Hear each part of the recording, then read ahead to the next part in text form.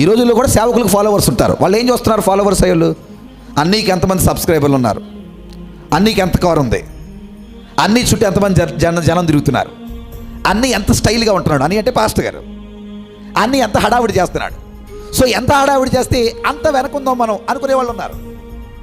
కానీ తిమోతి పౌలుని ఏం చూశాడు అని అడిగితే ఆశ్చర్యపోయే మాట రాస్తారు. ఒకసారి అది కూడా చూద్దాం. తీరందరూ తిమోతికి రాసిన పత్రిక 2వ పత్రిక 3వ అధ్యాయం 10వ వచనం నుంచి, అంతియోకయ, ఈకొనియ, లుస్త్రాను పట్టణములో నాకు కలిగినటువంటి హింసలను ఉపద్రవములను తెలుసుకుని వాడవై నన్ను వెంబడించితివి. అంటే పౌలు గారి పడ్డ కష్టాలు చూసి వెనకాల వచ్చాడు. ఎవరు ఏం చెప్పండి? కష్టాలు ఉన్న పాస్టర్ గారు వెనకాల జనాలు వస్తారా?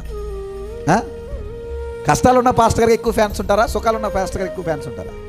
కష్టాలు ఉన్న వాళ్ళకి ఎక్కువ ఫ్యాన్స్ ఉంటారా? ఎక్కడ సామెత ఉంది, ఉన్నవాడికే పెడతారంట అందరూ కూడా. నిజమే కదా?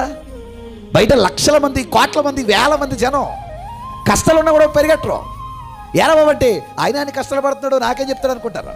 తిమోతి ఏం చూసావయ్యా పౌలు అంటే అన్నాడు. పౌలు గారు దేవుని కోసం ఇన్ని బాధలు పడ్డాడు అని నేను చూశానండి. అలాగా వెంబడించే వారిగా మనం ఉండాలి. అంటే సేవకుని వెంబడించడం అంటే సేవకుడి బోధన చూడాలి, ప్రవర్తన చూడాలి, ఉద్దేశాన్ని చూడాలి, ప్రేమ చూడాలి, ఓర్పు చూడాలి, సేవకుని కష్టం చూడాలి. ఈయన సత్యమైన సంబంధికుడు అని తెలుసుకొని అనుకొని దాన్ని బట్టి అనుసరించాలి. అది అసలైన సమర్పణ విధానంతో కూడిన భక్తి.